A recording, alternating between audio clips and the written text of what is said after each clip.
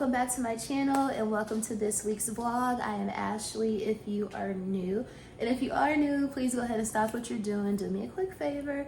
Hit that subscribe button as well as that notifications bell so that you and I can become acquainted and so we can do things like this on the regular. So you guys, we gotta have a little TV talk. I know how we do. We do a little TV talk. So in particular, I want to discuss Real Housewives of Potomac. So hopefully y'all are caught up. If you aren't caught up, it's probably only like 1 or 2 episodes at the point where you're watching this. So you haven't missed a lot, so there won't be a ton of spoilers because quite honestly, there isn't a lot to spoil. But I guess lightweight, low-key spoiler alert is here you go. This is your low-key spoiler alert if you haven't been tuned in just yet.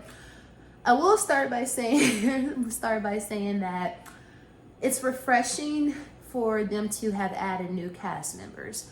I like that they have new cast members. I also like that they have taken away some of the kind of inaugural cast members like Robin Dixon. She's gone. She was a snorer anyway, so we're not missing anything there. Candace, I feel a little bit torn about Candace being gone off the show. Now, I think it's very commendable that she is not on the show anymore because she clearly did this for her like mental health and also for the health of her baby to be. I don't know if she was pregnant before she decided to leave the show, but she definitely was planning on having a baby, and she was going through like I think she was going through in vitro, or she was trying to have a baby, her and her husband. So I think that it's very commendable that she walked away from that check and from that platform for the sake of her family. So I got to give her props on that. The reason why I say I'm torn on her no longer being on the show is because quite honestly, prior to her and Wendy kind of teaming up together and kind of being like, you know, being like Laverne and Shirley, if you will, throwback Laverne and Shirley.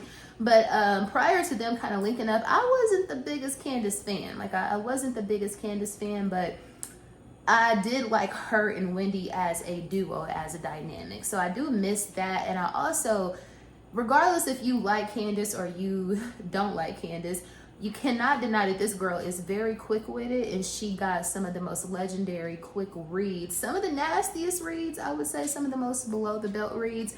But I would say that her reading level is on par with like a Phaedra Parks or somebody like that. I think that Candace can read the girls for filth and hurt they feeling. So I do miss her mouth, but I think sometimes she takes it a little too far. So I do miss that about her, and her just checking people left and right. I do miss that. But like I said, I wasn't never the biggest Candace fan, so I don't necessarily miss her. And Robin, I definitely don't miss. The thing that I want to discuss primarily about what happened on the season premiere this past Sunday is Mia.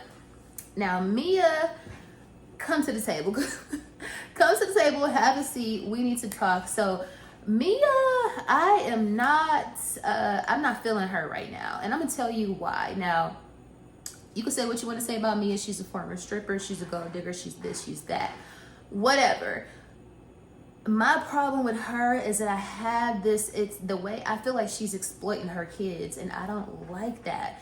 And I'm gonna tell you what I mean by this. And I'm not a mother, and I try to give extra grace to mothers because I know that it's something that I can't understand. You know what I mean? I had a mother, you know what I mean? But I'm not a mother, so like I said, I can't put myself in the shoes of a mom like, you know, I would if I had a kid. So let me just say that.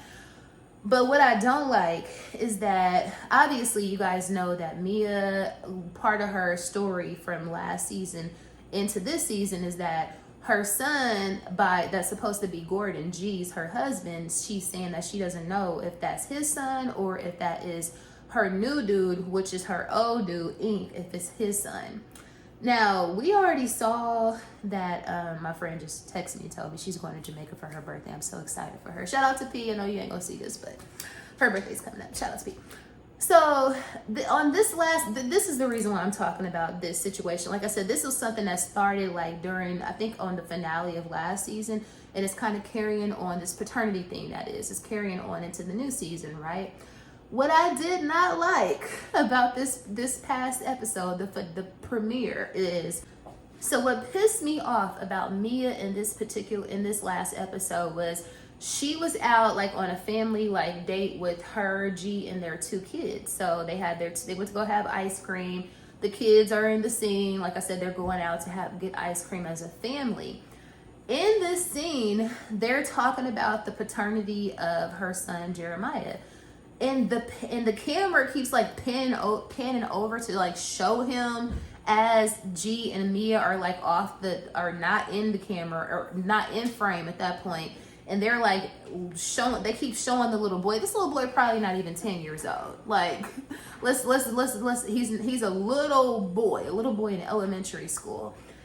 I just don't like, I feel like y'all are exploiting him for a storyline, and I don't think that shit is cool.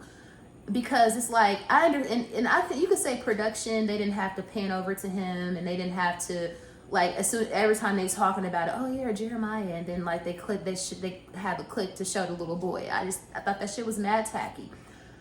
Does production have a hand in that? Absolutely, but they're kids, so their parents had to consent to them being on TV.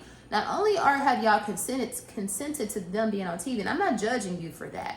But what I don't like, the fact that y'all are talking about this boy's paternity on TV with him being on the damn show, specifically in the same like scene. I just thought that shit was mad tacky. I think that y'all it's the definition of doing anything for a check, and I just thought that shit was whack.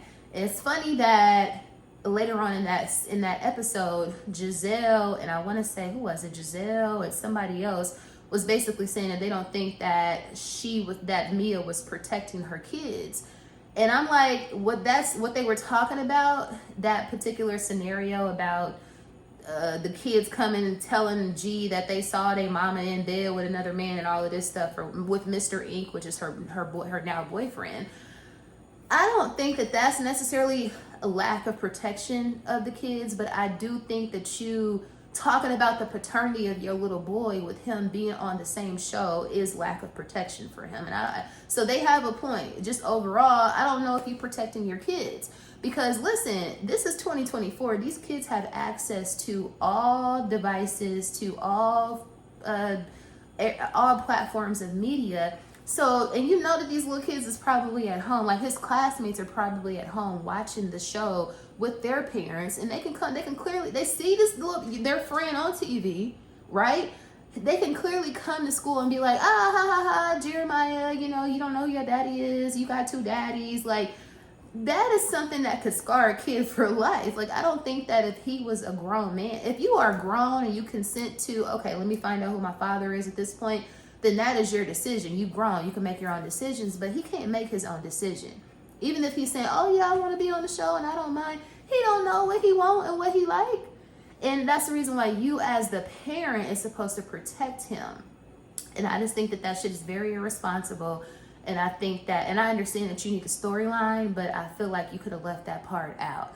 Especially when you said that you went through some sort of fertilization treatment to conceive your little boy. That means that it's because of that treatment that y'all did, it's quite unlikely that that's not his son, because I'm sure there was some science involved with him being conceived. But she's like, oh, well, I was also sleeping with old boy at the same time, blah, blah, blah.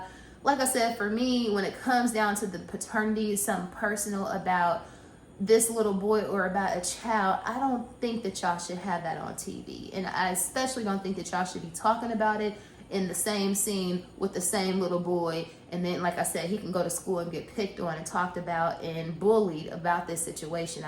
You don't even want to take that chance. So Mia, not only you, but Gordon also, y'all definitely left a bad taste in my mouth after that scene. I'm like, really? Like, it's one thing for the finale of last season when they were in the kitchen, they were discussing it, and he brought it up because it never had got brought up before.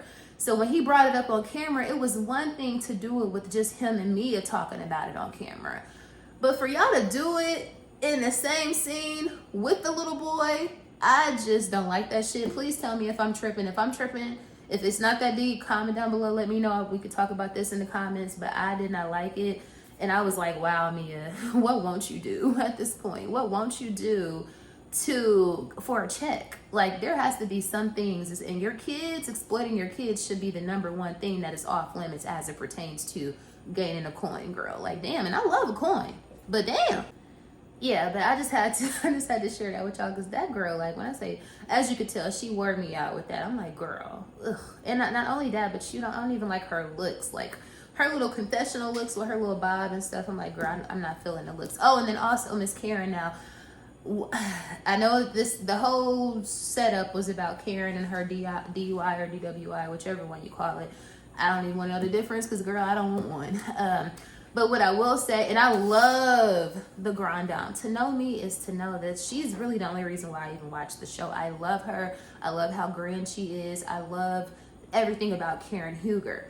However, I will agree that Miss Thing was kind of coming off like she was lacking accountability as it pertains to her her drinking and driving situation. And then she's kind of like saying, oh, well, Ray, and it's kind of alluding that he's not supporting her and all of this. I was like, and I know that it's an ongoing case, and you trying to get the lowest penalty possible. So I get that, and I know that there's things that you cannot discuss when you are in the midst of litigation, or when you are in the midst of some sort of court situation. But so I get that part. But what I will say, so I understand why she don't want to talk about it, because first of all, it's very embarrassing, right? Two, it's still an ongoing case, so it's like I'm not necessarily trying to incriminate myself on national TV, even though I'm sure once the show has come out, whatever is probably settled at that point. But at the same time, I feel like there is a way, and the fact that she was kind of alluding to Ray's lack of support being one of the things that she's going through, and then the loss of her parents. Grief is a MF, okay? A lot of people were saying on TikTok, oh, well, sorry, y'all, that's my ice maker. It is so loud. But grief is an MF, or as someone who has lost a parent, unfortunately, I understand. And my mom has been gone for 11 years at this point, right? It is something that still sticks with you. So people, like I said, people were on TikTok saying, oh, well, Karen, she's talking about how she's still grieving the loss of her parents, and they've been gone for a couple of years. I'm like, y'all don't understand. I don't want y'all to understand how that shit feel, because it don't go nowhere. It does get lighter. In my experience, it gets lighter. It's not like, oh my God, just the mention of your parents' name is gonna break you down. Like, and then like it's not necessarily like that, but that feeling of kind of like loneliness and being like a child, a motherless child, or a fatherless child, whichever parent. I ain't trying to make it dark, y'all. I promise I ain't trying to go dark.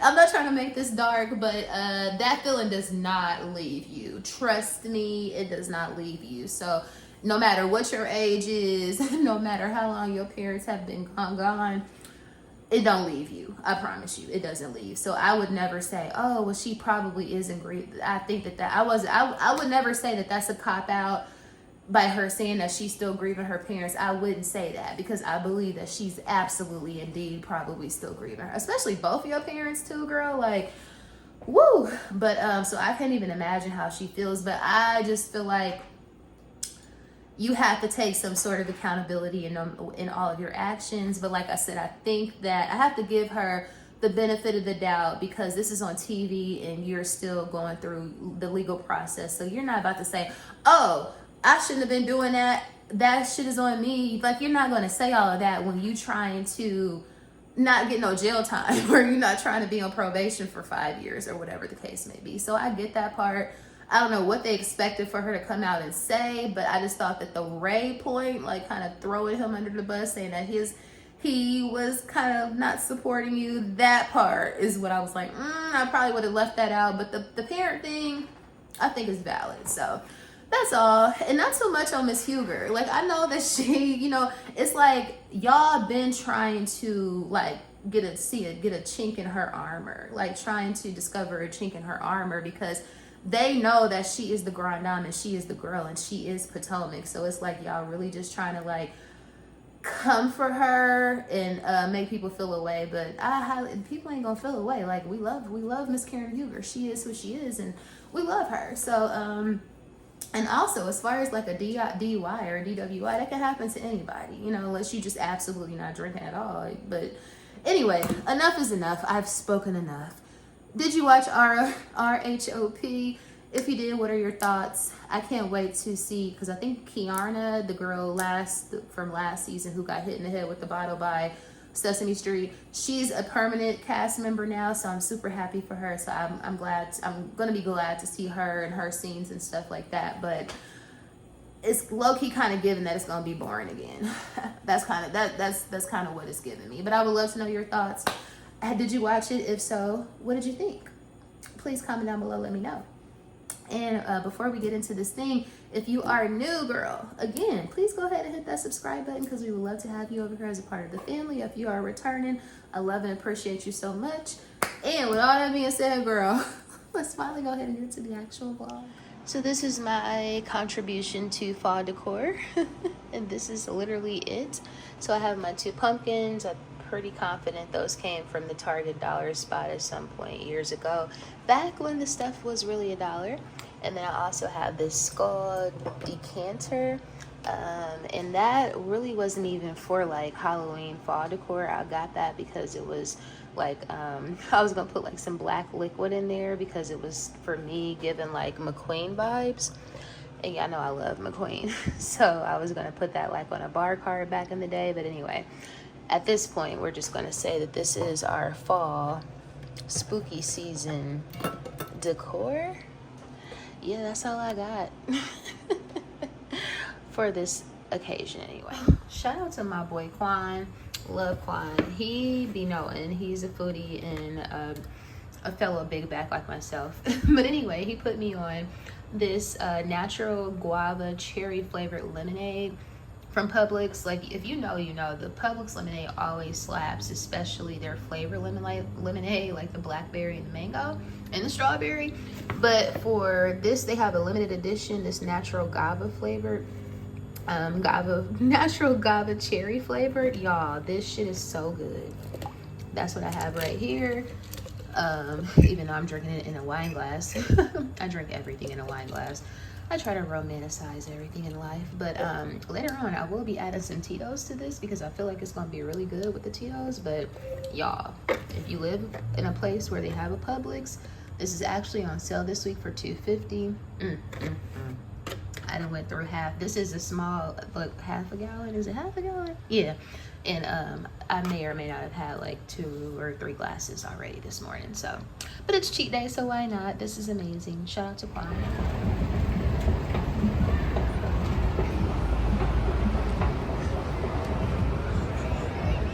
Let's see, you know, everybody out here today. It's a beautiful day.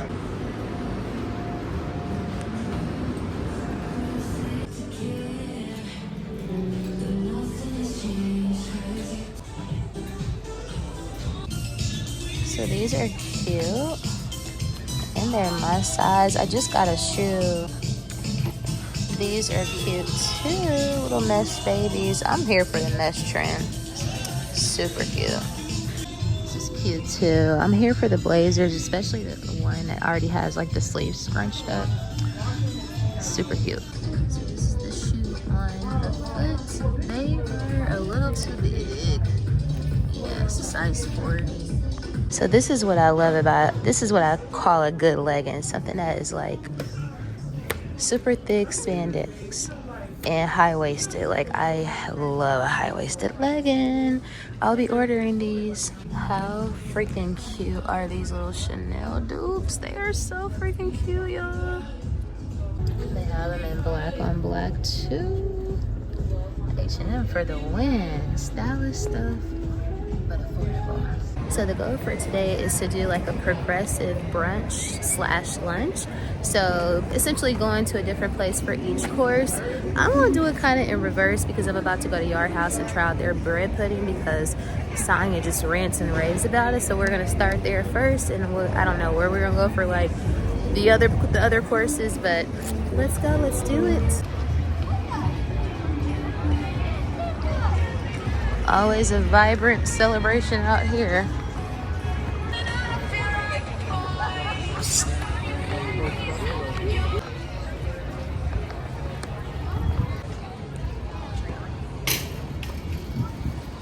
Whew, I'm real tempted, even though I'm going to get the bread pudding, but I'm real tempted to stop at Illy, of course, and get the caramel cruffin. Maybe I will grab one to go, because I mean, you know my obsession. This is Illy's little patio, so I can definitely see myself enjoying a vibe out there this fall. Never ate here before at Atlantic Grill. Headed over to Yard House, y'all. Fingers crossed. I really hope this bread pudding is bomb. So y'all, my fingers are crossed. The way that Sonia has hyped up this bread pudding, yeah, it needs to be given at least a 7 out of 10.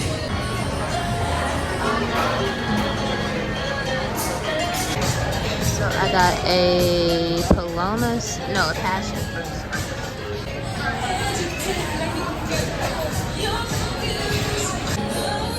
We like that.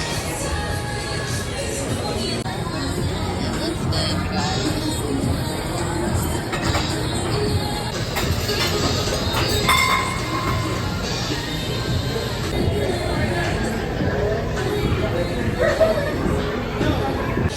So the verdict is in. The bread pudding was A1. I would definitely give it probably an 8 out of 10. And the passion fruit spritz was a 7 out of 10. I can't help myself. I gotta get something to go, bro.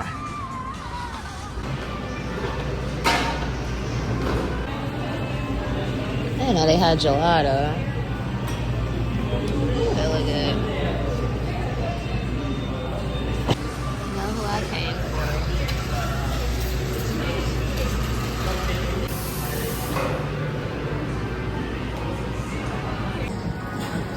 So obsessed with the chandelier made out of teacups or espresso cups.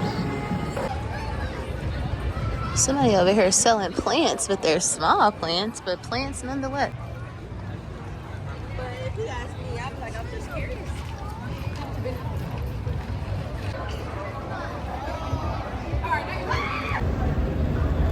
Just like that, we're on our way to Target. So Target is up next. I can't figure out where to go have like an actual meal, but that bread pudding slapped, man. She slapped. I will definitely be back again. Yeah, so after all that discussion of where I'm going, girl, this is where I end up at. Now here's the question. Are y'all gonna have any seats at the bar? That is the question. So we might be here, but we may not stay here. Fingers are crossed, and bellies are hungry. So I lucked up. There was one seat left at the bar, and I was able to get in like 20 minutes before lunch was over. So the progressive lunch continues. Captain Po' Boy, so big. The dirty rice instead of fries, my favorite.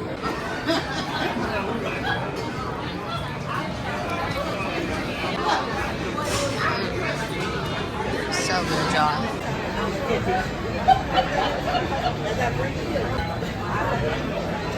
Another cocktail.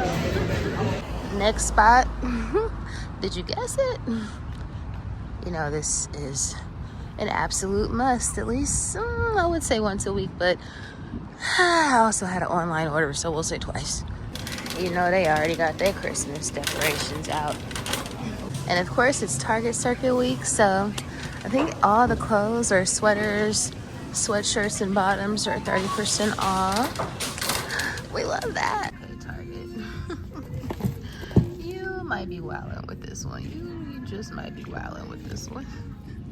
Wow, she's quite the looker. Somebody gonna have these on, and somebody might be able to make these cute. That somebody will not be me. So it looks like they still have some of that newer Future collection drop left. Let's see what it's given. I didn't see nothing even from like the little TikTok try-ons that I liked.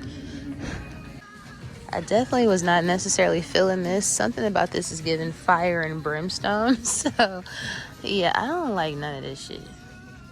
These cream barrel pants are, yeah, I don't like anything. I don't like any of this stuff. Like, ew.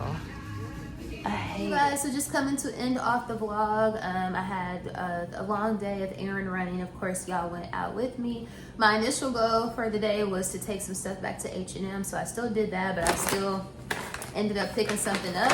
I'm still in the positive though. We're still in the black because these sandals, I mean, they're not sandals, these shoes that I showed you guys that I tried on in the store, super cute. They were just a smudge too big, but they don't have half sizes, so these are gonna have to work, and I'll probably be wearing them with socks anyway, but I thought they were super cute. And they were normally $40, but they were on sale for $17.99, so you can't beat that. So a cute little shoe to wear in the office for fall. So I did pick that up, and then of course I took some stuff back. And my whole goal was to do like my errand running, and then I also wanted to do like Clark. I don't know if you guys follow Clark on TikTok, but she was in Chicago with her mom a few months ago, and they did what she called a progressive dinner, where she went to a different restaurant for each course. So they had like appetizers and drinks at one restaurant, then they had like their entree at another restaurant, then they went somewhere else and had dessert. Essentially, was my goal today was to go out and kind of do like a progressive brunch, if you will. I did accomplish it, but I didn't go anywhere to have appetizers. So of course, that, y'all, like I told y'all earlier, that freaking bread pudding at Yard House is legendary. So if you have a Yard House in your city, I highly recommend that you go try the bread pudding. Or if you've already tried it, please let me know how you feel about it, because Sonya did not lie. I love bread pudding. She loves bread pudding too, but it's hard for me to find a really good one because most people put raisins in their bread pudding. That one did not have any raisins, and it's also made out of like some type of focaccia bread or something, so it was really dense and rich, and it was really, really good. So shout out to Sonya because she got that one right. Of course, Papados is really good. I really wanted to kind of ride out to the south side to go to Cheddar's, but the way the traffic was set up today, that just wasn't going to happen. But anyway, so my goal of doing like the progressive lunch brunch was successful. What else? And then that's pretty much it, just the rest of my errands. Oh, one thing I wanted to ask y'all is, are y'all hip to Max the cat that's going? I know this sounds crazy. I hate cats, but this is something that is like going super viral on TikTok for the past couple of days. So basically, if you haven't heard about Max the cat, he's an absolute scoundrel. He is an absolute menace to society. He needs to be taken off of the streets immediately. Because I think they're over in Asia somewhere, but somebody, whoever Max's owner or daddy is or whatever, they put like a small camera on Max's like head or whatever.